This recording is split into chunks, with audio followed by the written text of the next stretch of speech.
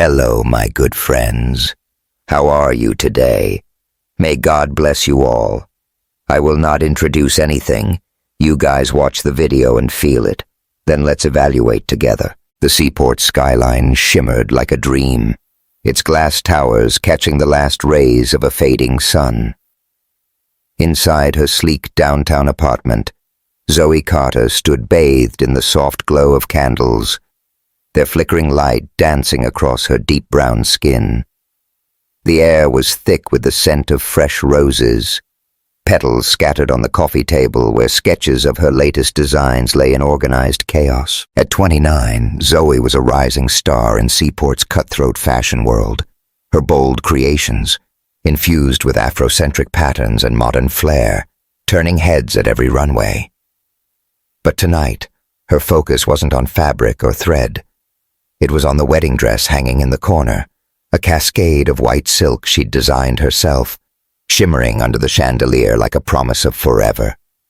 Tomorrow, she'd marry Malcolm Reed, her college sweetheart, the man who'd sworn to build a life with her. She traced her fingers along the dress's delicate hem, imagining Malcolm at the altar, his warm hazel eyes locked on hers, his smile steady as always. They'd bought a new apartment together in Seaport's ritzy harbor district, a place to start their married life. But a nagging unease tugged at her heart. Malcolm had been distant lately, blaming late nights at his finance job, his texts short and clipped. Zoe pushed the thought away, chalking it up to pre-wedding jitters. She wanted to surprise him tonight, to see his face light up and remind herself why she'd said yes.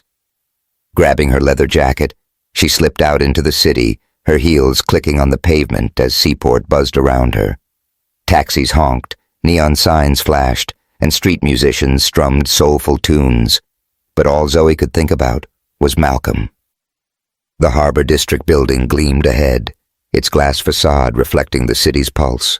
She rode the elevator to the penthouse, her heart fluttering with excitement, and unlocked the door with a quiet turn of the key. What she saw broke her world apart. In the living room they decorated together, string lights twinkling, furniture they'd picked out hand in hand. Malcolm stood with his arms around another woman. Not just any woman, but Lila Pierce, Zoe's younger half-sister. Lila's dark hair spilled over Malcolm's shoulder, her laughter sharp and mocking as she leaned into him, her hands possessive on his chest. Malcolm froze when he saw Zoe, his face draining of color, his mouth opening but no words coming out. Lila turned, her lips curling into a smirk. "Oh, Zoe," she said, her voice dripping with false sweetness. "Didn't expect you so soon." Zoe's chest tightened, her breath catching like a trapped bird. The room spun, the walls closing in, the fairy lights blurring into a haze. She wanted to scream, to demand answers, but her voice failed her. The image of Malcolm and Lila burned into her mind, a betrayal so raw it felt like a knife twisting in her gut. Without a word, she stumbled backward, her heels echoing on the hardwood as she fled into the night. The cold air stung her face, tears blurring her vision as she ran, the city a kaleidoscope of light and sound. Her legs carried her to Velvet Haven, a sleek upscale bar where Seaport's elite gathered to sip overpriced cocktails and trade secrets. She collapsed onto a bar stool, her hands trembling as she waved for a drink. The bartender, a lanky guy with a nose ring, slid a bourbon neat her way, and she downed it in one gulp, the burn in her throat a fleeting distraction from the ache in her heart. She stared into the amber liquid, replaying the scene over and over. How could Malcolm do this? How could Lila, her own sister, betray her so cruelly? They'd never been close. Lila's resentment had simmered since childhood, fueled by their mother Vivian's favoritism. But this was a new low. Zoe's fingers tightened around the glass, her nails biting into her palm. She felt like she was drowning, the life she'd planned slipping through her fingers like sand. A shadow fell across the bar, and a man slid onto the stool beside her. He was tall, broad-shouldered, with a presence that was quiet but commanding. His worn jacket and faded jeans stood out in the bar's polished crowd, but his green eyes held a depth that drew her in, steady and warm, like a lighthouse in a storm. He ordered a whiskey, his voice low and smooth, and glanced at her, a faint smile tugging at his lips. "Rough night?" he asked, his tone gentle, cutting through the bar's hum. Zoe looked at him, too raw to care about appearances. "You have no idea," she muttered, taking another sip. He leaned back, his fingers tapping the bar. "Want to talk about it? I'm a decent listener." She snorted, the bourbon loosening her tongue. "What's there to say? My fiancé's cheating with my sister, my wedding's tomorrow, and my whole life just went up in flames." His eyebrows lifted, but he didn't flinch. "Damn, that's a hell of a plot twist." She laughed, a bitter sound that surprised her. "Yeah, my life's a bad soap opera." He extended a hand, his smile crooked but kind. "Ethan Hayes." "Zoe Carter," she said, shaking his hand. His grip was warm, steady, and for a moment she felt anchored, like the world wasn't spinning out of control. They talked, first about nothing. Seaport's best food trucks, the jazz band playing softly in the corner, then about everything. Zoe found herself spilling her pain, the words tumbling out like a dam breaking. "I'm a designer," she said, her voice thick. "Built my career from nothing. Fought for every inch in a world that doesn't always want a black woman at the top. And now this? My own sister? It's like I'm not even allowed to have something good." Ethan listened, his eyes never leaving hers, his presence a quiet strength. "Sounds like you've been carrying a lot," he said. "But you're still standing. That's more than most could say." She studied him, intrigued despite herself. "What about you? What's your deal, Ethan? You don't look like you belong in a place like this." He shrugged, sipping his whiskey. "I do odd jobs, keep things running. Live in Harbor Row, nothing fancy. Just a guy who likes good music and better stories." She raised an eyebrow, skeptical. "Odd jobs, huh? You don't talk like a handyman." He grinned, a spark of mischief in his eyes. "Maybe I'm full of surprises." The music shifted, a sultry R&B track filling the bar, and the crowd around them seemed to fade. Zoe's bourbon was hitting her now, warming her from the inside, and Ethan's presence, solid, unassuming, made her feel seen in a way she hadn't in years. Their hands brushed as he passed her a napkin, his fingers lingering just long enough to send a shiver down her spine. The air between them crackled, charged with something dangerous, and Zoe's breath caught, her eyes locking on his. "Your trouble," she said, her voice low, teasing, but her heart was racing. "Me?" He leaned closer, his voice a soft rumble.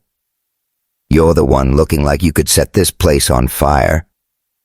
Her cheeks heated, the compliment hitting harder than it should. The bar's neon lights cast a pinkish glow across her skin, and she caught Ethan's eyes flick down to her lips, a faint flush on his face. Her hand rested on the bar, inches from his, and for a moment she wanted to close the distance, to let herself feel something other than pain. Then his phone buzzed, breaking the spell. He glanced at it, his jaw tightening, and Zoe pulled back, reality crashing in. "I should go," she said, grabbing her jacket. "Thanks for whatever this was." "Zoe," he called, standing, but she was already moving, weaving through the crowd, her heart pounding. What was she doing? Flirting with a stranger hours after her world fell apart. But the memory of Ethan's eyes, his voice, lingered like a melody she couldn't shake.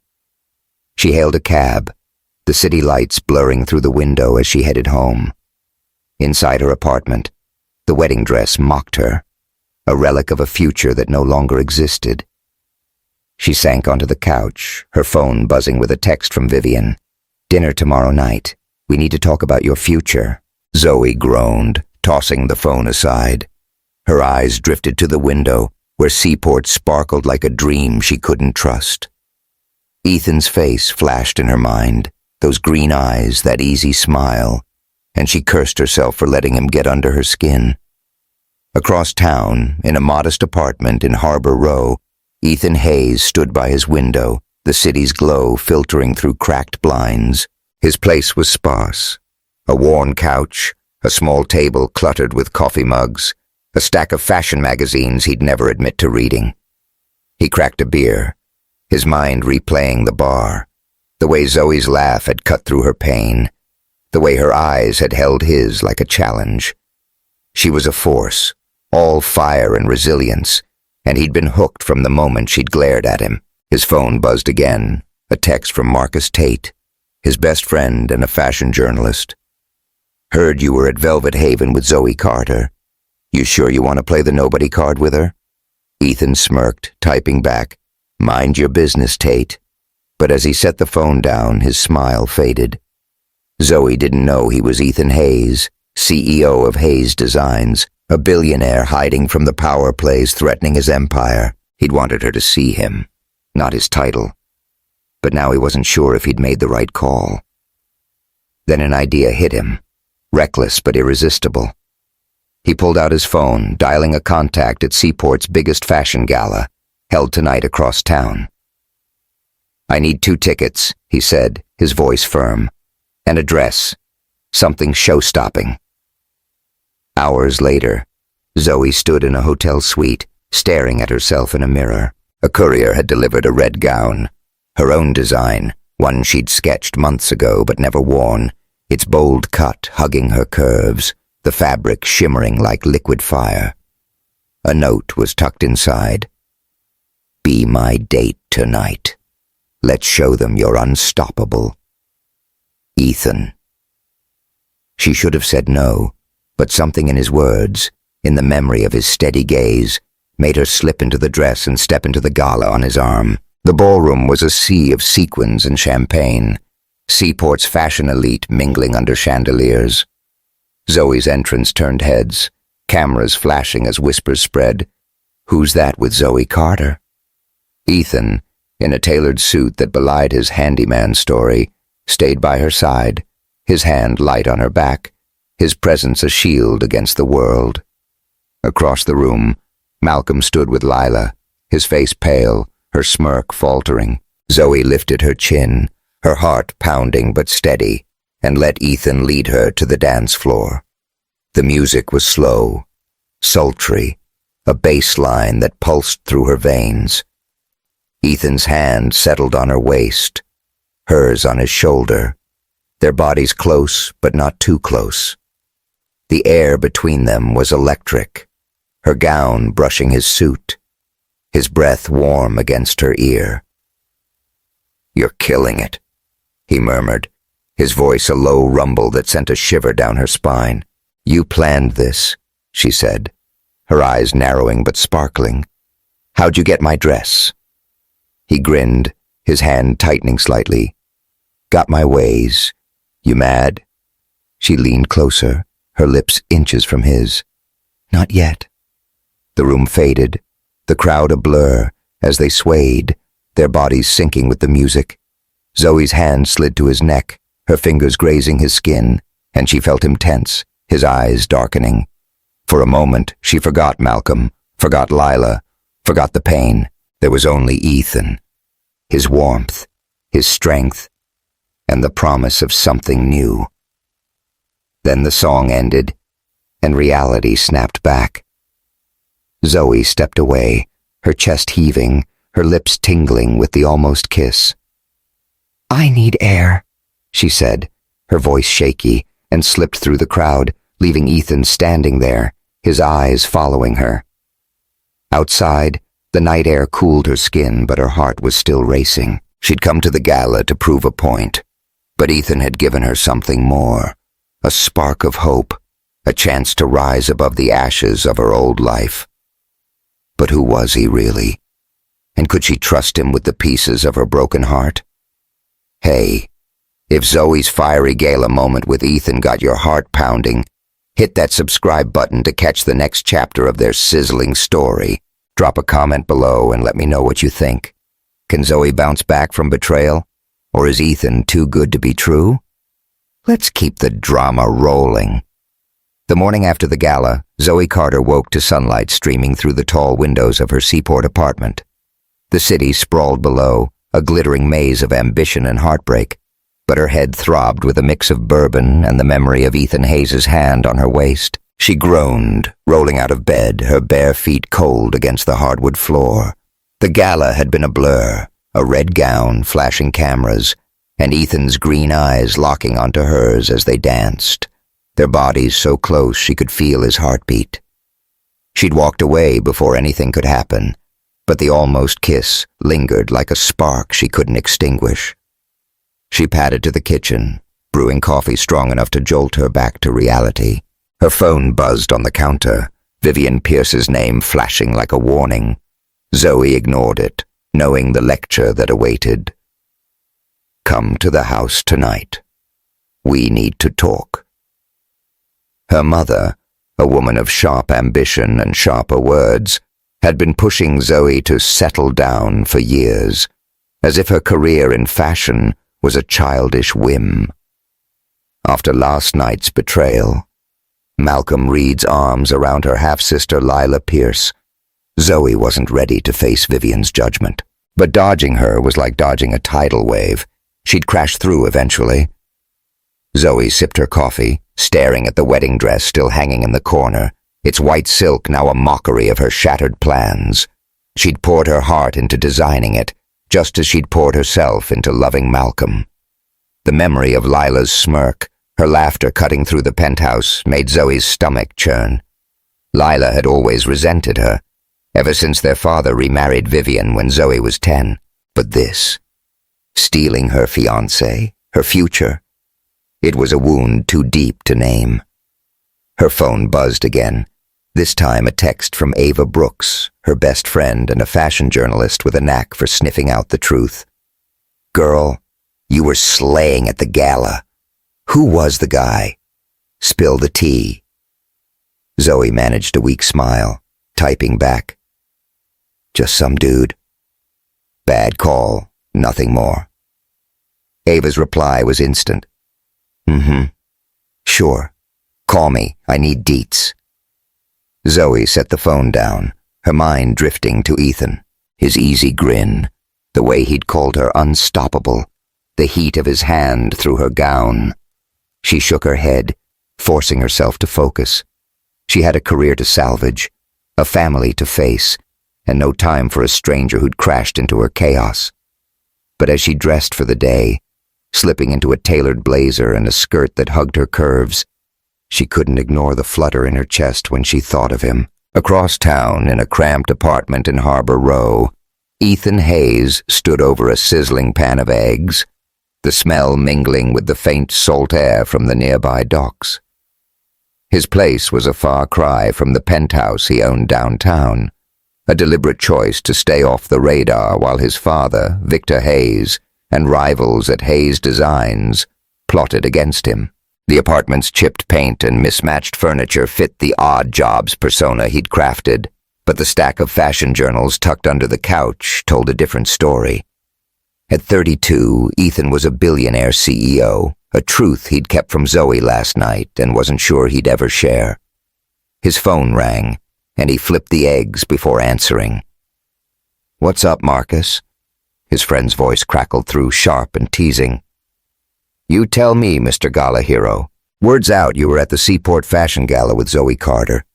You really think you can play the nobody card with her?" Ethan grinned, sliding the eggs onto a plate. "Just helping a friend, Tate. Chill." "Friend?" Marcus snorted.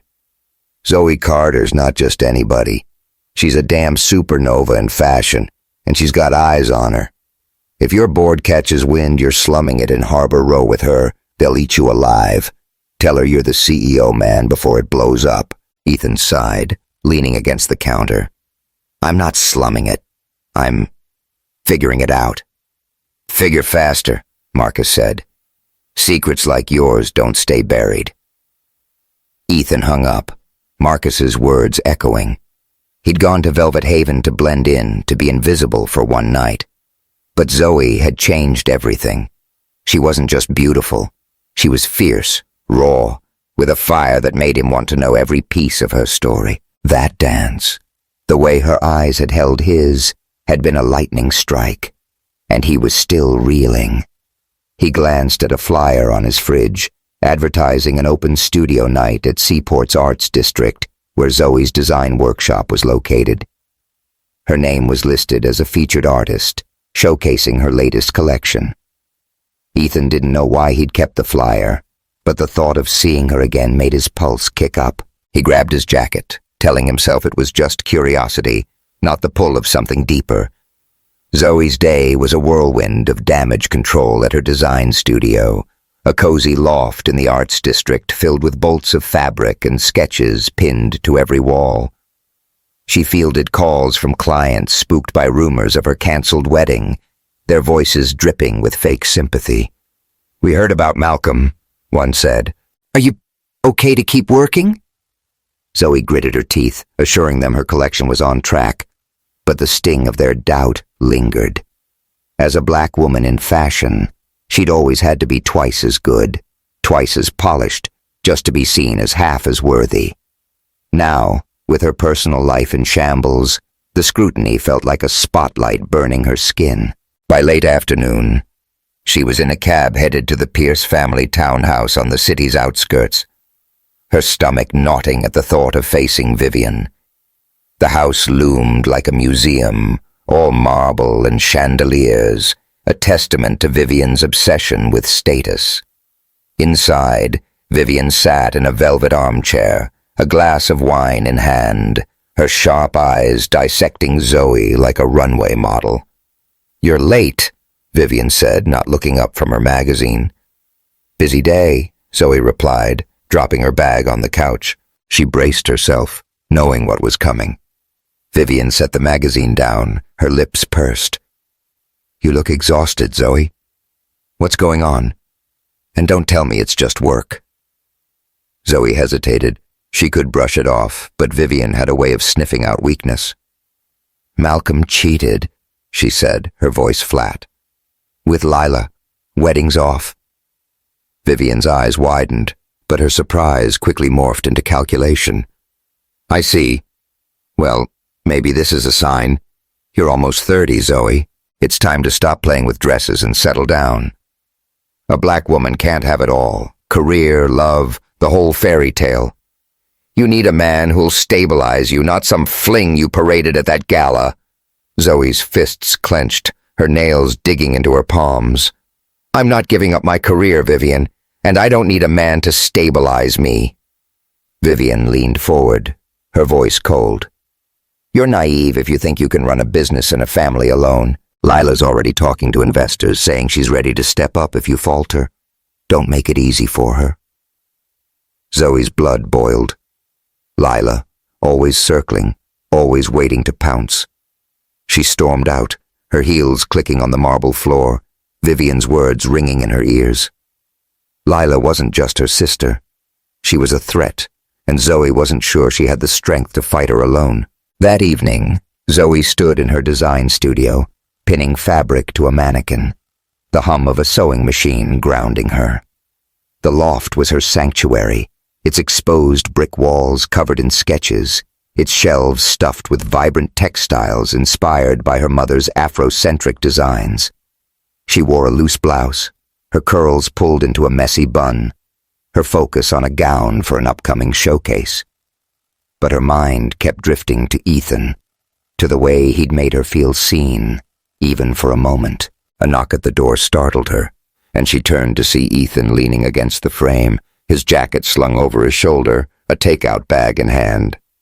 "Heard you were working late," he said, his grin easy but cautious. "Thought you might need some fuel. Tacos from that truck on 5th. Zoe raised an eyebrow, her guard up. "You stalking me now, Hayes?" He chuckled, setting the bag on a table. "Nah, just figured you're not the type to quit, even after a night like last night. You killed it at the gala, by the way." Her cheeks warmed, but she kept her tone sharp. "What's your angle, Ethan?" You show up at my bar, my gala, now my studio. You don't strike me as the taco delivery type." "Maybe you don't know me as well as you think," he said, his voice low, teasing. He stepped closer, his eyes scanning the sketches on the wall. "These are incredible. You've got a gift, Zoe." She crossed her arms, trying to ignore the way his compliment made her heart skip. "Flattery won't get you far. What do you want?" He met her gaze, his expression softening. "To help. You're dealing with a lot. Let me pitch in." She hesitated, then nodded, curiosity winning out. "Fine. Grab those pins. Don't mess up my fabric." They worked side by side, Ethan surprisingly deft as he helped her pin a flowing skirt, his hands steady but careful. The loft was warm, the air thick with the scent of cotton and Zoe's jasmine perfume. Their elbows brushed as they adjusted the mannequin, and Zoe felt a jolt, her skin tingling where his arm grazed hers. She glanced at him, catching the way his eyes lingered on her, dark and intense. The moment stretched, heavy with unspoken tension, and she wondered what it would be like to lean in, to feel his lips against hers. "Don't get any ideas," she said, her voice sharper than she meant, stepping back to break the spell. "Last night was a one-time thing." He smirked, tucking a pin into the fabric. "You sure? You're the one giving me those eyes, Carter." She scoffed, but her cheeks heated. "Keep dreaming." They finished the skirt, the rhythm of their work oddly comforting. When they were done, Ethan leaned against the table, his shirt sleeves rolled up, a stray curl of hair falling over his forehead. "You're good at this," he said. "Not just the designs. The way you keep going, even when the world's throwing punches." Her throat tightened. No one had ever said that to her, not Vivian, not Malcolm, not the critics who questioned her place in fashion. She wanted to brush it off, but the sincerity in his eyes stopped her. "Don't act like you know me," she said, softer now. "You don't." "Maybe not," he said, stepping closer, close enough that she could smell the faint cedar of his cologne. "But I want to." Her breath hitched, the air between them charged. She could feel the heat of him, the pull of his gaze, and for a moment, she wanted to let go, to let him in. But the memory of Malcolm, his lies, his betrayal flashed in her mind, and she stepped back, grabbing her bag. "I gotta go," she said, her voice unsteady. "Thanks for the tacos." "Zoe," he called after her, but she didn't turn back, slipping into the cool night air, her heart pounding. The next morning, Zoe was back at her studio sketching furiously when Ava burst in, her braids swinging. "Okay, you're holding out on me," Ava said, dropping into a chair. "The gala was all over the blogs. You and that guy were practically a power couple. Who is he?" "Nobody," Zoe said, not looking up from her sketch pad. "Just some guy from Harbor Row. It's not a thing." Ava raised an eyebrow. "Hmm? You don't dance like that with nobody. Be real, Zoe. You're still messed up over Malcolm, aren't you?" Zoe's pencil froze, the truth cutting deep. "I'm over him. He's history."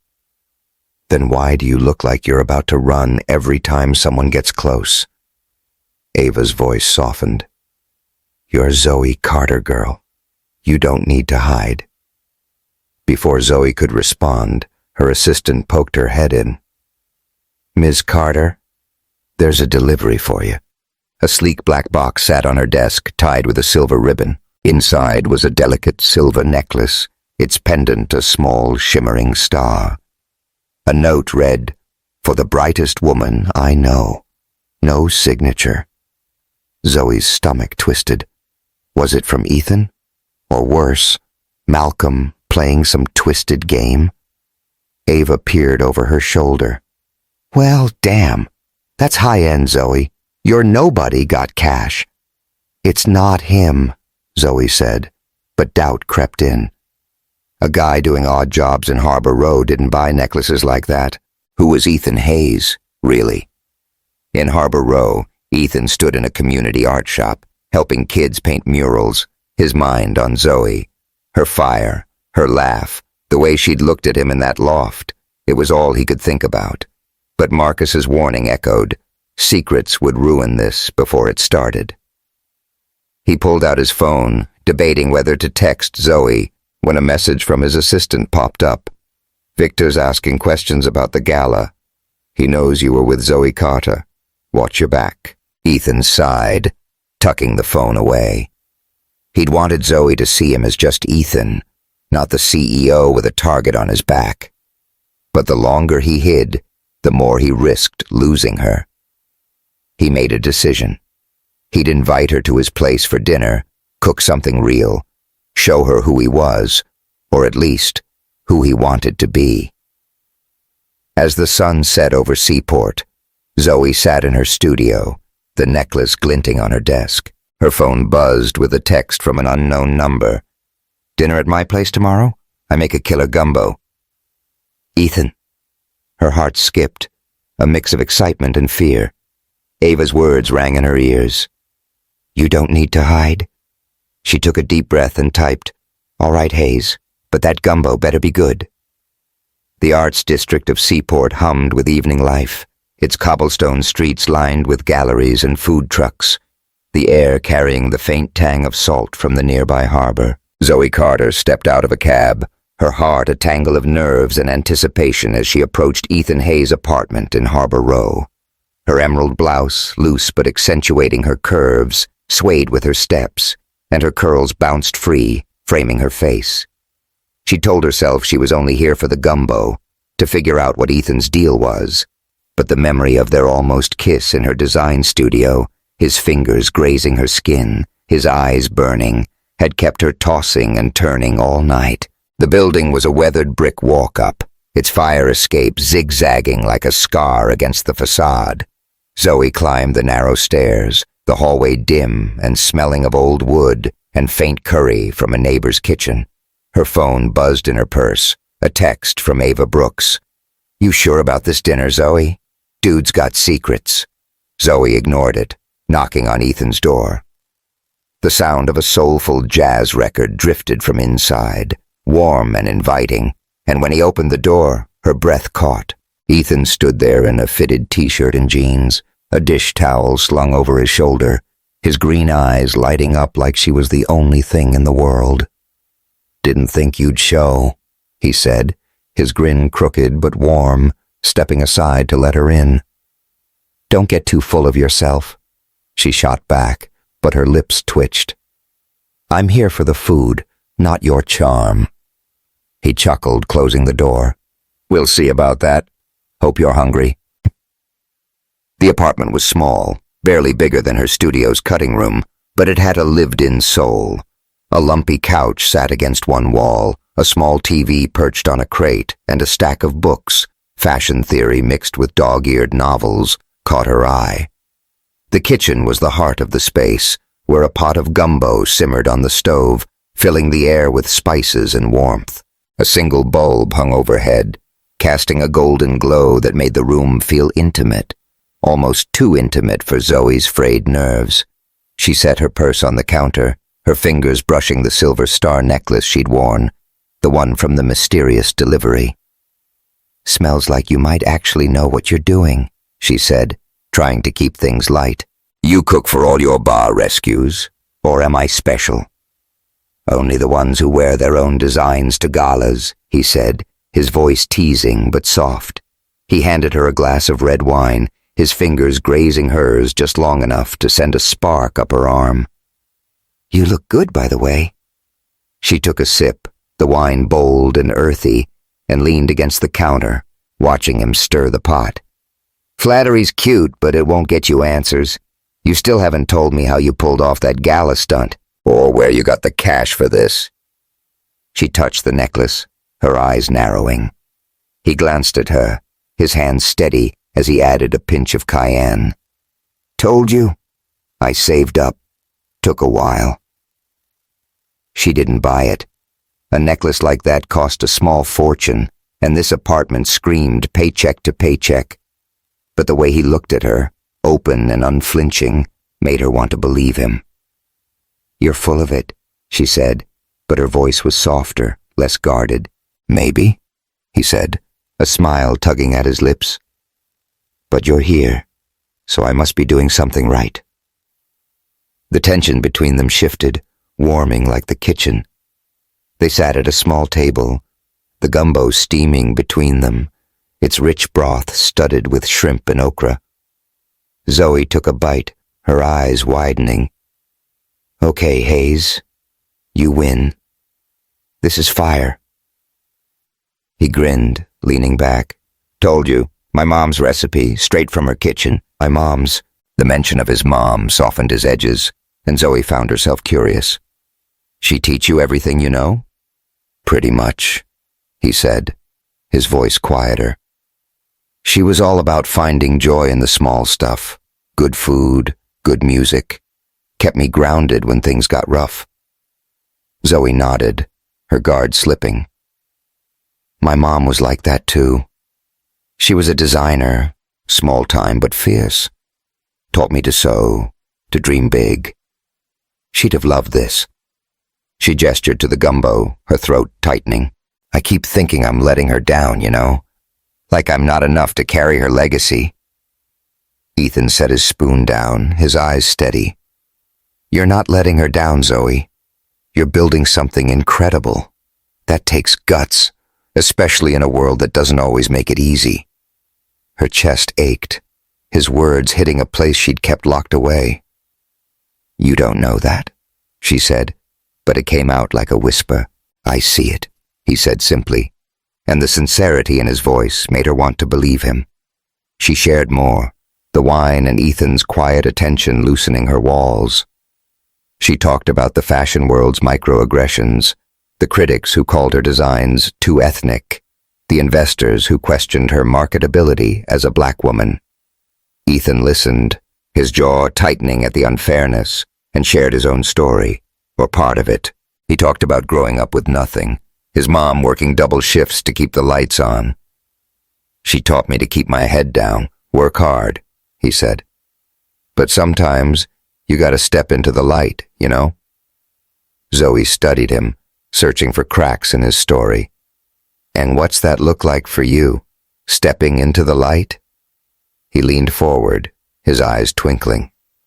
"Maybe it looks like cooking gumbo for a woman who's too stubborn to admit she's hungry." She laughed, a real laugh, and the sound felt foreign in her throat. The jazz record spun on, its notes weaving through the air, and the room seemed to shrink, the space between them charged with possibility. After dinner, they moved to the sink, washing dishes side by side, the kitchen's warmth wrapping around them.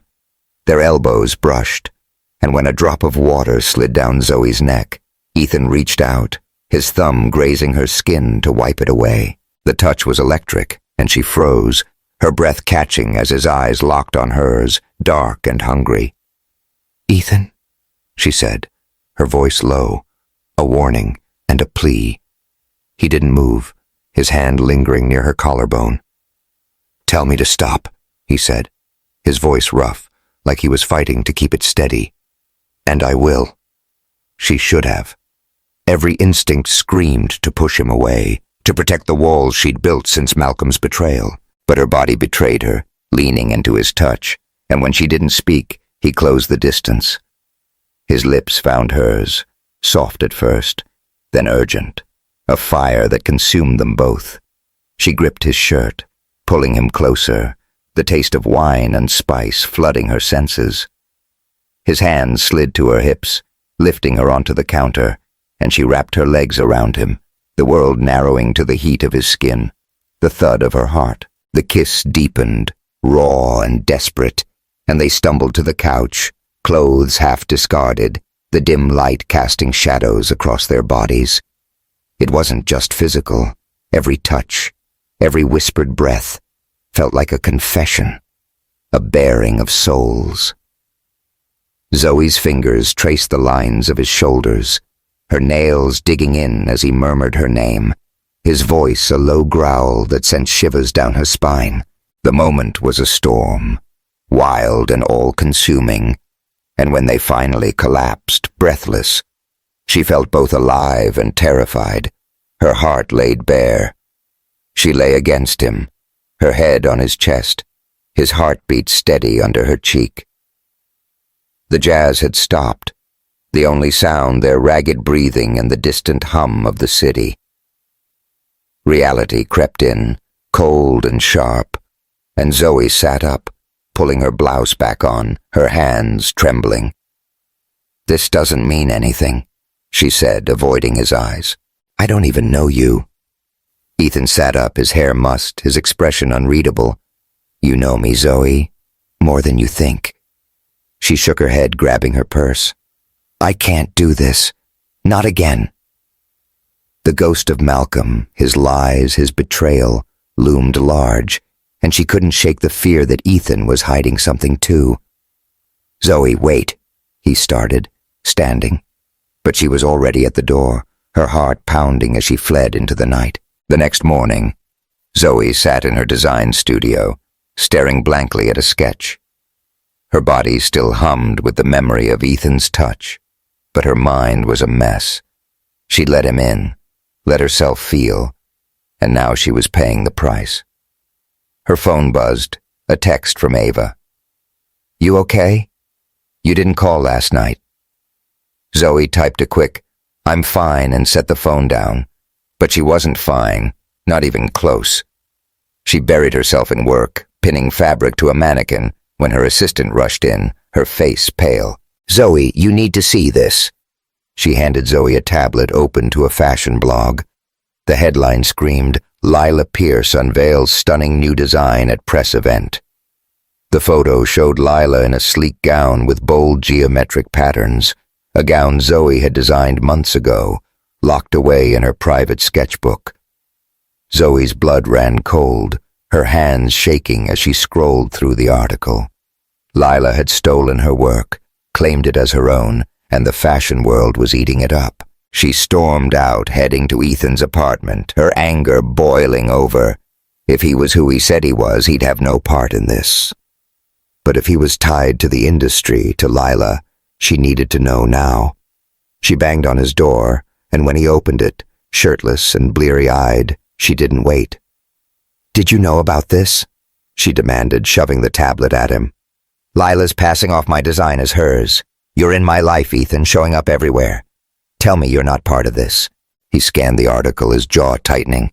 "Zoe, I swear I'm not involved. I'm just a guy who—" "Who what?" she cut in, her voice shaking.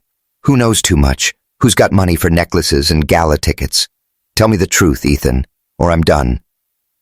He stepped closer, his eyes pleading. "I'm someone who wants to help you, Zoe. That's all you need to know right now." She laughed, bitter and broken. "That's not enough." She turned, storming out, her heart splintering as she left him standing there. In Harbor Row, Ethan stood frozen, the tablet still in his hand. Zoe's pain, her distrust, cut deeper than he'd expected. He'd wanted to tell her the truth, about Hayes' designs, about the enemies circling his empire, but her walls, her fear, had stopped him. His phone buzzed, Marcus's name on the screen. "You're trending, man," Marcus said when he answered. "Someone saw you with Zoe at the gala. A reporter's digging into your Harbor Row act. Tell her you're the CEO, Ethan, before it's too late." Ethan hung up, his jaw clenched. He looked out the window, the city lights flickering in the distance. Zoe Carter was a wildfire, and he was already burning. The question was whether he could survive the flames, or if his secrets would turn them both to ash. The seaport skyline glittered like a jagged crown, its lights casting long shadows across Zoe Carter's design studio in the Arts District. She sat at her drafting table, the silver star necklace glinting under the lamplight, her sketchpad untouched. The news of Lila Pierce stealing her gown design had spread like wildfire, and the fashion blogs were ruthless. Zoe Carter's star fading, Lila Pierce claims breakthrough design. Her phone buzzed with notifications, clients pulling out, investors questioning her credibility, but Zoe's mind was elsewhere, replaying Ethan Hayes' words. "I'm someone who wants to help you." She'd stormed out of his apartment, her heart raw from their night together and the sting of his half-truths. Was he part of Lila's scheme, or just another liar in a city full of them? The studio was quiet, its brick walls lined with sketches of bold, Afrocentric gowns that had once felt like her armor. Now they mocked her, a reminder of everything slipping through her fingers. Zoe's curls fell loose around her shoulders, her blouse rumpled from hours of pacing. She'd built her career from nothing, fought through every snide comment about her ethnic designs, only to have her own sister tear it down. And Ethan, his green eyes, his steady hands, had made her feel alive. But the necklace, the gala, the way he dodged her questions, it didn't add up. Her assistant, Maya, poked her head in, clutching a tablet. "Zoe, another article just dropped. Lila's doing interviews saying you've been coasting on her ideas for years." Zoe's fists clenched, her nails biting into her palms. "She's lying," she said, her voice tight. "That design was mine, sketched in this room. I've got the originals to prove it." Maya hesitated, her eyes worried. "I know, but the press is eating it up, and there's a rumor you're distracted because of the wedding drama." Zoe's stomach twisted. Malcolm Reed's betrayal, Lila's smirk, the gala with Ethan. It was all ammunition now, painting her as unstable, unfit to lead. She stood, grabbing her jacket. "I'm going to Lila's press event. She's not getting away with this." Maya's eyes widened. "Zoe, that's a bad idea. Let Ava handle it. She's digging into Lila's story." Zoe shook her head, her jaw set. "I'm done hiding." Across town, in his Harbor Row apartment, Ethan Hayes stood over a cluttered desk, his phone buzzing with missed calls from Marcus Tate. The small space felt claustrophobic, its chipped walls closing in as he scrolled through the latest fashion headlines. Lila Pierce's stolen design was everywhere, and Zoe's name was dragged through the mud. He'd tried texting her, "I'm here if you need me," but her silence was louder than words. He'd pushed too hard, held back too much, and now she thought he was part of her pain. His phone rang, Marcus's name flashing. "You're in deep, man," Marcus said, his voice sharp. "Lila's press event is trending, and Zoe's getting roasted. You gotta tell her you're Ethan Hayes, CEO of Hayes Designs. The longer you wait, the worse this gets." Ethan ran a hand through his hair, his jaw tight. "I'm trying to protect her, Marcus. If she knows who I am, she'll think I'm just another suit using her." "Protect her?" Marcus snorted. "You're setting her up to hate you. And FYI, my editor's sniffing around. Someone saw you at the gala, knows you're not just some Harbor Row nobody. Fix this, Ethan." Ethan hung up, his gut churning.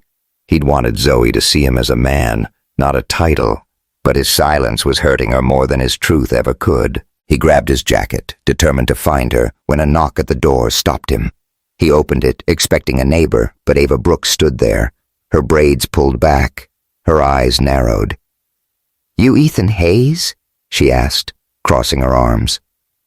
"Zoe's Ethan?" He nodded, wary. "Yeah. What's this about?" Ava stepped inside, her voice low. "Zoe's my best friend, and she's going through hell. I don't know what your deal is, but you're messing with her head. That necklace, the gala. Nobody doing odd jobs pulls that off. Who are you, really?" Ethan's jaw tightened, but he held her gaze. "I'm someone who cares about her. That's all you need to know." Ava scoffed, tossing a business card on the table. "Call me when you're ready to be real. Zoe deserves better than secrets." She left, her heels echoing in the hall, and Ethan stood frozen, the weight of his choices pressing down. Zoe arrived at Lila's press event, held in a sleek gallery downtown, its glass walls reflecting Seaport's neon glow.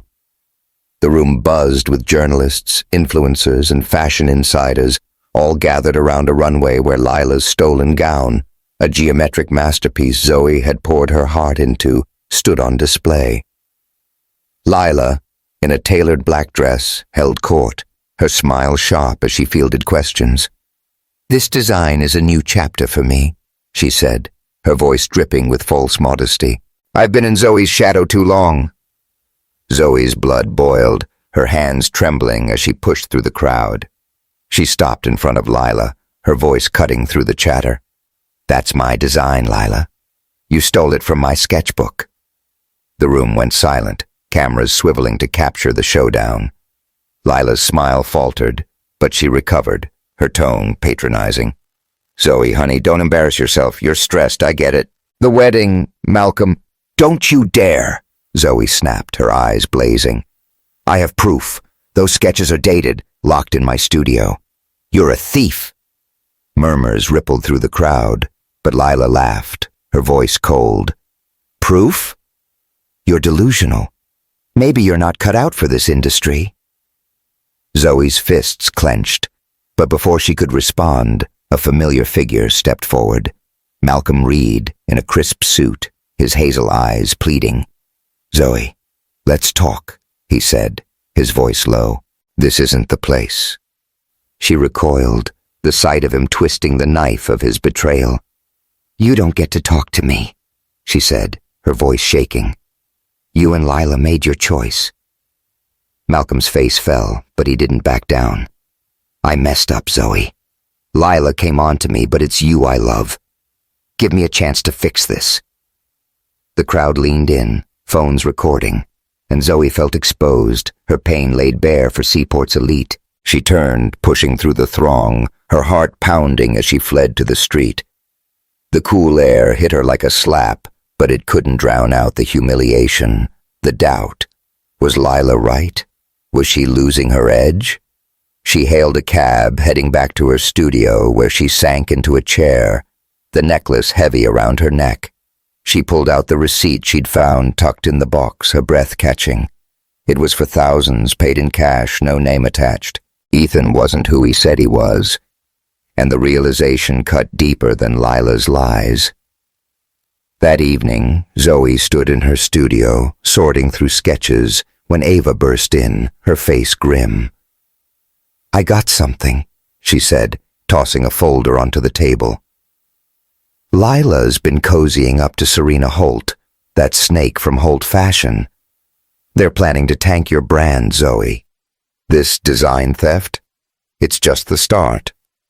Zoe scanned the folder, her heart sinking. Emails between Lila and Serena detailed a scheme to discredit Zoe, steal her clients, and push her out of the industry. "How'd you get this?" she asked, her voice hollow. Ava smirked. "I'm a journalist, girl. I have my ways, but you need to watch your back. Serena's got money, and she's ruthless." Zoe nodded, her resolve hardening. "I'm not letting them win." "Good," Ava said, squeezing her shoulder. "But what about Ethan?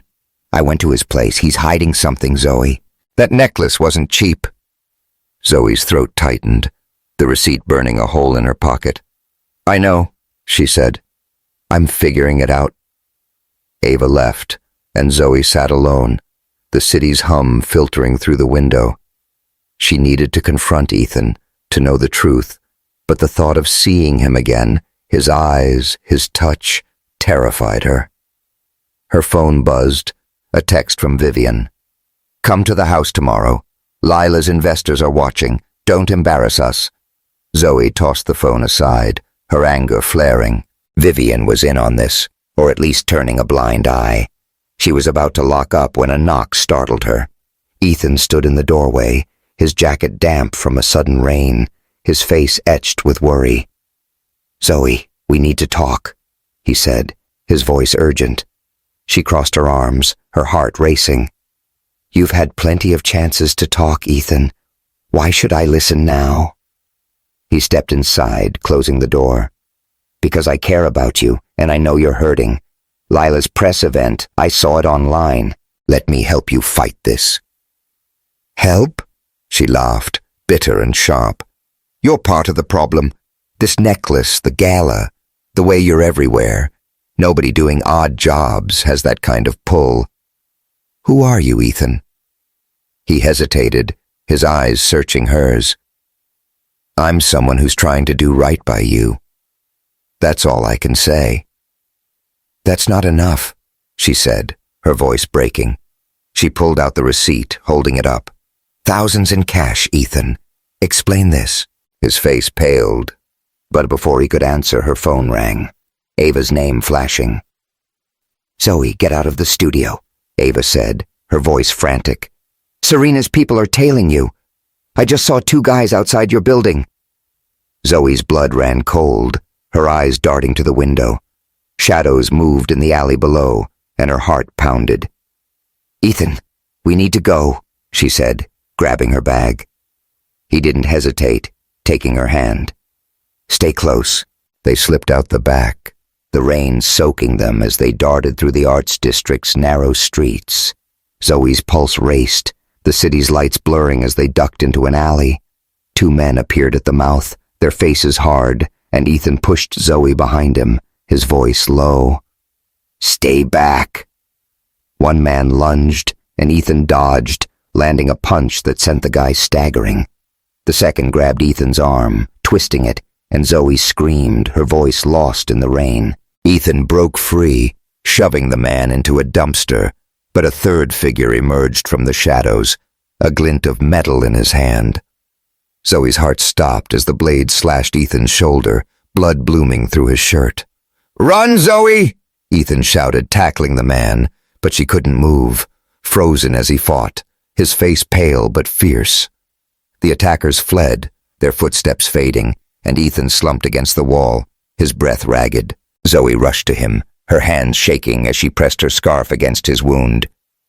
"Ethan, stay with me," she said, tears mixing with the rain. "You're gonna be okay." He managed a weak smile, his hand finding hers. "Told you. I'm on your side." Her vision blurred as she called 911, the city's pulse fading to a distant hum. Ethan's blood stained her hands, and she realized, with a clarity that broke her open, that she couldn't lose him. Not now. Not when she was only beginning to understand what he meant to her. The hospital in Seaport's medical district smelled of bleach and desperation, its fluorescent lights casting harsh shadows across the waiting room.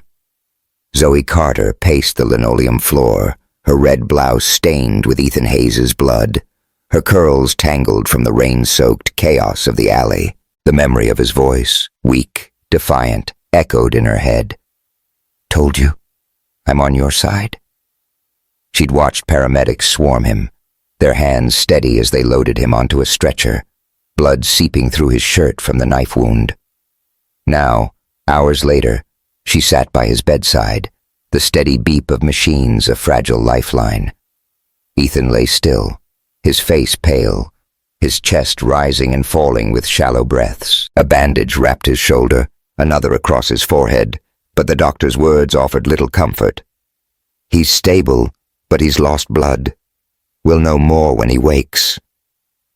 Zoe clutched his hand, her thumb tracing the rough calluses on his palm, her heart a knot of fear and guilt. She'd called him a liar, pushed him away, and yet here he was, bleeding for her. The silver star necklace hung heavy around her neck, a reminder of the secrets between them. She'd thought he was another Malcolm, another man hiding truths to hurt her. But the sight of him fighting in that alley, his body shielding hers, had shattered her defenses. The room was quiet, the city's hum muffled by thick walls. Zoe's eyes burned, tears she hadn't shed since her mother's death threatening to spill. "You're such an idiot," she whispered, her voice cracking. "Why didn't you tell me who you are?" She'd demanded answers, but now, with him lying here, she wasn't sure she cared about his secrets. She just needed him to open his eyes. Her phone buzzed, Ava Brooks' name flashing. Zoe answered, her voice hoarse. "Ava, he's hurt. Bad." "Jesus, Zoe," Ava said, her tone urgent. "I'm on my way. But listen, I found something. 6 years ago, you almost drowned at a Seaport beach party, right? Some guy pulled you out. I dug into it. 'Ethan Hayes was there, Zoe. He's the one who saved you. Zoe's breath caught, the memory flooding back. Crashing waves, her lungs burning, a strong hand pulling her to shore. She'd never seen his face, only felt his grip, his voice telling her to hold on. "That was Ethan," she whispered, her eyes darting to his still form. "Yeah," Ava said. "I don't know what he's hiding now, but that man's been in your life longer than you think. Hang tight, I'm almost there." Zoe hung up, her heart pounding. She looked at Ethan, his bruised face peaceful despite the bandages, and a new fear gripped her. What if she'd pushed him away for good? What if she never got to tell him? Her thoughts cut off as his fingers twitched in hers, a low groan escaping his lips. "Ethan," she said, leaning forward, her voice trembling. "Can you hear me?" His eyes fluttered open, green and hazy, finding hers. "Zoe," he rasped, a faint smile tugging at his lips. "You're here." She laughed, a choked sound, tears spilling over. "You scared the hell out of me, Hayes. Don't do it again." He winced, trying to sit up. "No promises?" She gently pushed him back, her hand lingering on his chest. "Stay still. You're a mess. What happened out there? Who were those guys?" His expression darkened, his voice low. "Serena Holt's people. They were after you, Zoe. I couldn't let them touch you." Her throat tightened, the weight of his sacrifice sinking in. "You almost died for me," she said, her voice barely audible. "Why?" He met her gaze, his eyes steady despite the pain. "Because you're worth it." The words hit like a wave, and Zoe felt her walls crumble. She took a deep breath, her voice firm. "No more games, Ethan. Tell me who you are. All of it." He hesitated, then nodded, his voice rough. "I'm Ethan Hayes, CEO of Hayes Designs. I've been hiding in Harbor Row because my father, Victor Hayes, is trying to force me into a marriage with Serena Holt to secure a business deal. I didn't tell you because I was scared. My last relationship, she used me for the money, left when she got what she wanted. I wanted you to see me, Zoe, not the title." Zoe's chest ached, his words echoing her own fears. "You let me think you were nobody," she said, tears brimming. "Do you know how that felt? To trust you, to feel something, and then find out it was built on a lie?" "I know," he said, his voice breaking. "I was wrong. But I'm here now, Zoe. No more secrets. I'm all in, if you'll have me." She wanted to stay angry, to hold on to the hurt, but his eyes, raw, honest, undid her. She squeezed his hand, her voice soft. "We'll figure it out. But you're on thin ice, Hayes." He chuckled, wincing. "Fair enough." The door creaked open, and Ava Brooks slipped in, her braids swinging, her eyes softening at the sight of Ethan awake. "You're a tough one, Hayes," she said, pulling Zoe into a hug. "You okay, girl?" Zoe nodded, wiping her tears. "Getting there. What's the latest on Lila?" Ava's face hardened, tossing a folder onto the bed. "I got more dirt. Lila's not just working with Serena. They're planning to sabotage your next showcase. They've got fake documents saying your designs are plagiarized, and they're pitching it to your investors. We need to move fast." Zoe's jaw clenched, her resolve steeling. "They're not taking my career. Not after everything." "Then let's fight," Ava said, her voice fierce. "I've got a contact at Seaport Style magazine. We leak this, expose Lila and Serena before they can spin more lies." Zoe glanced at Ethan, his hand still in hers, and nodded. "Do it." Ava grinned, pulling out her phone. "That's my girl. I'll handle the press. You two handle whatever this is." She winked, slipping out, her voice trailing. And don't do anything I wouldn't do." Zoe rolled her eyes, but her heart warmed. She looked at Ethan, his bruised face a map of everything he'd risked for her. "You need to rest," she said, brushing a curl from his forehead. "No more heroics." He caught her hand, his thumb grazing her wrist. "Only if you stay." Her breath hitched, and she leaned down, kissing his forehead, her lips lingering. "Deal?" she whispered, her heart fuller than it had been in years. The next morning, Zoe stood in her design studio, the city's morning light filtering through the windows. The space felt different now, less like a refuge and more like a battleground. She wore a tailored red blazer, her curls swept back, the silver star necklace glinting at her throat. Ava's evidence against Lila and Serena was her weapon, and she was done playing defense. She called a meeting with her team, her voice steady as she laid out the plan. "Lila Pierce stole my design," she said, holding up her original sketches, dated and notarized. "She and Serena Holt are trying to ruin me, but we're fighting back. Our showcase is in 2 days, and we're going to make it unforgettable." Her team nodded, their eyes fierce with loyalty, and Zoe felt a surge of pride. She wasn't just fighting for herself. She was fighting for her mother's legacy, for every black woman who'd been told she wasn't enough. As the team dispersed, Ava burst in, her tablet glowing with news. "It's out," she said, grinning. "Seaport Style just published the exposé. Lila's emails, Serena's bank transfers. It's all there. The fashion world's losing it." Zoe scanned the article, her heart racing. The headline screamed, "Lila Pierce and Serena Holt caught in design theft scandal." Comments poured in, praising Zoe's talent, condemning Lila's lies. But the victory felt hollow with Ethan still in the hospital, his blood on her hands. She headed to the hospital, finding Ethan sitting up, his color better, a tray of hospital jello untouched on his lap. He grinned when she walked in, his eyes bright. "Heard you're taking down the bad guys," he said, pushing the jello aside. "Proud of you." She sat beside him, her hand finding his. "Ava's the real MVP. But yeah, Lila's toast. Serena too, if we play this right." He squeezed her hand, his voice soft. "You're unstoppable, Zoe. Always have been." Her throat tightened, his faith in her a lifeline. "I'm keeping you, Ethan," she said, her voice steady. "But no more lies, okay? We do this together." "Deal," he said, pulling her close. They kissed, slow and sure, the hospital fading around them.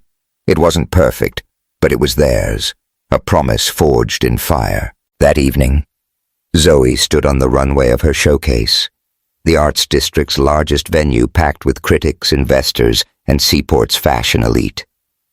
Her collection dazzled, gowns that blended Afrocentric patterns with modern elegance, each piece a testament to her resilience. The crowd's applause was deafening, but Zoe's eyes were on the wings, where Lila stood, her face pale, flanked by reporters. Zoe took the microphone, her voice clear, commanding. "This collection is for my mother, who taught me to dream," she said, her eyes locking on Lila's. "And it's for every woman who's been told she's not enough. I've faced lies, theft, and betrayal, but I'm still here. Lila Pierce stole my work, but she can't steal my voice." The crowd gasped, murmurs erupting as Zoe held up her sketchbook, its dated pages projected on a screen behind her. "These are my designs, my heart. And no one, not Lila, not Serena Holt, can take that from me." She paused, her gaze softening as she found Ethan in the front row, his arm in a sling, his smile unwavering. "And to the man who stood by me, Ethan Hayes, I love you." The room erupted in cheers, cameras flashing as Ethan stood, his eyes shining. Lila turned, fleeing the stage, her lies crumbling under the weight of truth. Zoe stepped down, her heart pounding, and Ethan met her halfway, pulling her into his arms despite the pain in his shoulder. "You're incredible," he whispered, his lips brushing her ear. She laughed, tears brimming. "You're not so bad yourself." They stood there, the crowd a blur, the city's lights framing them like a painting. But the moment was fleeting. As they left the venue, Zoe's phone buzzed, a text from Ava. "Serena's planning something big." "She's not done, Zoe. Stay sharp." Zoe's grip tightened on Ethan's hand, her eyes fierce. Whatever Serena had planned, they'd face it together. For the first time, she believed they could win, not just against their enemies, but for the life they were building. One stitch, one kiss, one truth at a time. The seaport skyline glowed like a tapestry of stars, its lights shimmering across the harbor as Zoe Carter stood on the rooftop of her Arts District studio. The cool night air brushed her skin, lifting the curls from her shoulders, and she adjusted the silver star necklace at her throat, a gift from Ethan Hayes, now a symbol of their shared journey.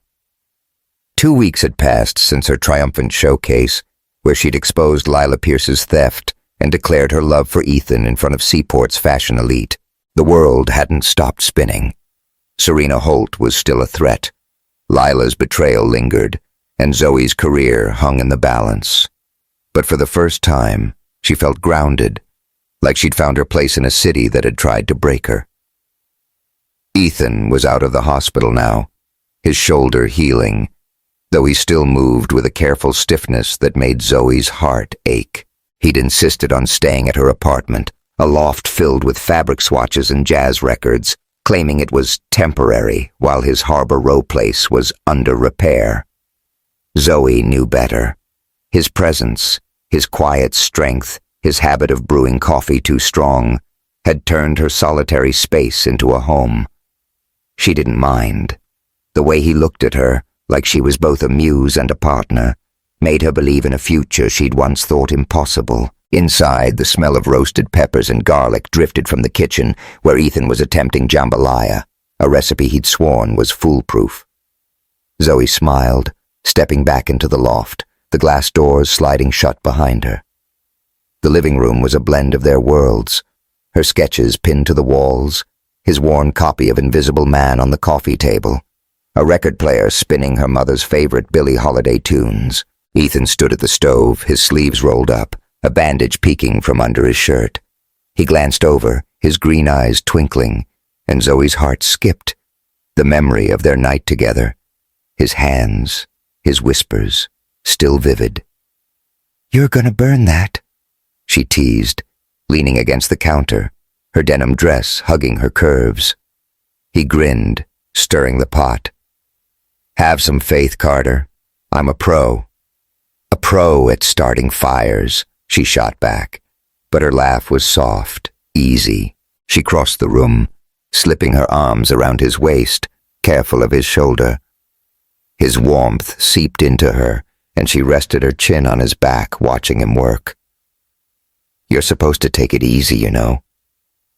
"Cooking's my therapy," he said, turning to kiss her temple. "Besides, I'm not letting my girl go hungry." She rolled her eyes, but her heart swelled. They hadn't talked much about the future, but moments like this, quiet, real, felt like promises. The showcase had been a turning point, not just for her career, but for them. Zoe had faced Lila, reclaimed her designs, and let herself love again. Ethan had fought for her, bled for her, and she knew, deep down, that he was her home. The doorbell buzzed, and Zoe pulled away, frowning. "You expecting someone?" "Nope," Ethan said, his eyes narrowing. After the alley attack, they'd both been on edge, waiting for Serena's next move. Zoe opened the door, and Ava Brooks stood there, her braids pulled into a high bun, a thick folder under her arm.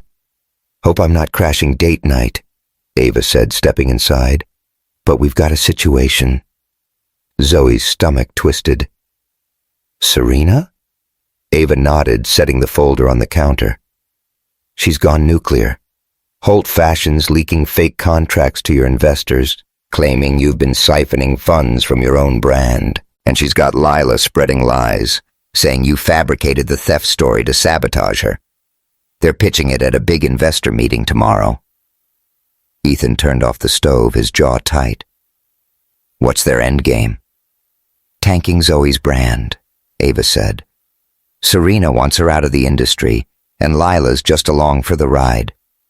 But I've got proof, bank records, emails, that show Serena's been funneling money to Lila to keep her in line. We can expose them, but we need to act tonight. Zoe's fists clenched, her nails digging into her palms. Serena and Lila had taken enough. Her designs, her trust, her peace. She wouldn't let them take her future. Leak it, she said, her voice steady. Every blog, every magazine. I want them buried. Ava grinned, pulling out her phone. That's my girl. I'll get Seaport style on it. You two keep the jambalaya warm. I'm stealing a plate when this is done. She winked, heading for the door, her fingers already typing. Ethan stepped closer, his hand on Zoe's shoulder. You're not fighting alone, he said, his voice firm. We've got this. She leaned into his touch, her eyes fierce. Damn right. The next day, Zoe stood in the boardroom of her design firm, a sleek space overlooking Seaport's harbor. Her black suit was sharp, her curls swept back, the silver star necklace glinting like a badge of defiance. The investor meeting was packed, the air thick with tension as shareholders whispered about the rumors Serena and Lila had spread. Vivian sat in the corner, her face unreadable, while Lila hovered nearby, her smile smug, ready to capitalize on Zoe's fall. Zoe took a deep breath, her voice cutting through the murmurs. You've heard the lies, she said, her tone unwavering. That I'm stealing from my own company, that I framed my sister to save my reputation. Let me set the record straight. Lila Pierce and Serena Holt are the thieves, and I have proof, emails, bank records, that they've been working together to destroy my brand. She slid Ava's folder across the table, watching the investors' expressions shift from doubt to shock. Lila's smile faltered, her hands clenching. Zoe didn't stop. This company is my mother's legacy, my heart. I've fought for it as a black woman in a world that doesn't always want me to win. If you doubt me because of who I am, because I choose love over lies.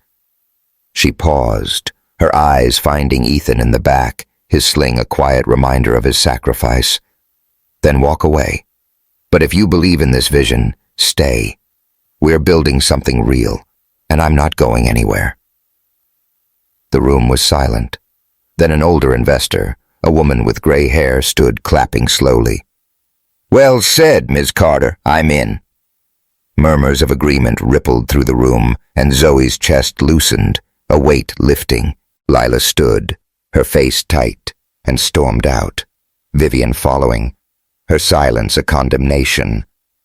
Ethan caught Zoe's eye, his nod a silent, You did it. As the meeting ended, Ava texted, The exposé's live. Serena's done. Cops are looking into Holt Fashion's books. Zoe exhaled, her victory bittersweet. She'd won this round, but the cost, her family, her trust, still stung. That weekend, Zoe and Ethan walked through Seaport's Bayside Park, the spring air alive with blooming jasmine and the laughter of kids on skateboards. Ethan's sling was gone, his arm healing, and he held her hand, his grip warm and sure. Zoe wore a flowing sundress, its vibrant print a nod to her mother's designs, and Ethan couldn't stop stealing glances, his smile soft. What's next? He asked, pulling her to a stop by the harbor, the water glinting under the sun. She looked at him, the man who'd gone from a stranger in a bar to her everything. We keep going, she said. You, me, the studio. No more running. He nodded, his eyes warm. No more hiding. They sat on a bench, sharing a soft pretzel from a nearby cart, the salt tangy on their lips. Zoe leaned against him, her head on his shoulder, the city's pulse a comforting hum. Serena was gone, arrested after Ava's evidence led to charges of fraud and embezzlement. Lila faced her own reckoning, her career in tatters, her lies exposed. Vivian had retreated, her influence over Zoe broken. Even Malcolm had reached out, a quiet apology before leaving Seaport for good, his regret a footnote in Zoe's story. Ethan's company faced challenges, his board was restless, but he'd made a bold move, diverting funds to a foundation in Zoe's mother's name, supporting young black designers in Seaport. It's not about the money, he told her. It's about what we leave behind. Zoe traced the star necklace, a symbol of the man who'd seen her when she felt invisible. "You're crazy," she said, her voice teasing. "Giving up millions for me?" "Worth every penny," he said, kissing her forehead. "You're my home, Zoe." Her throat tightened, and she turned, kissing him slow and deep, the park fading around them. The city hummed, unaware of the storm they'd weathered. But in that moment, it was just them. Zoe, Ethan, and the life they were stitching together. That evening, they cooked together, a simple meal of cornbread and collards, laughter filling the loft. Ethan sneaked a bite of cornbread, and Zoe swatted his hand, grinning. "Patience, Hayes." He pulled her into his arms, spinning her around the kitchen, her laugh bright and free. "Can't wait," he said, his voice low. "Not for dinner, not for us." They ate on the couch, plates balanced on their knees, talking about dreams, a joint collection blending Zoe's Afrocentric vision with Ethan's minimalist aesthetic, a studio where kids from Seaport's underserved neighborhoods could learn to design. It was messy, imperfect, but real. As night fell, they stood on the rooftop, the city sprawling below, Ethan's arm around her, his warmth steady against the cool air. "Love's not about having all the answers," he said, his voice soft. "It's about trusting through the chaos." Zoe looked up at him, her heart full. "You're right," she said. "And I trust you." He smiled, kissing her under the stars, the city singing their song. They'd started as strangers, stumbled through lies and danger, but they'd found each other. And that was enough. Thanks for joining Zoe and Ethan on their fiery, heartfelt journey through Seaport's highs and lows. If their love story moved you, hit that subscribe button to catch more epic romances like this. Drop a comment below and share your favorite moment. Did you cheer when Zoe took down Lila, or was it their rooftop kiss that stole your heart? Let's keep the love alive.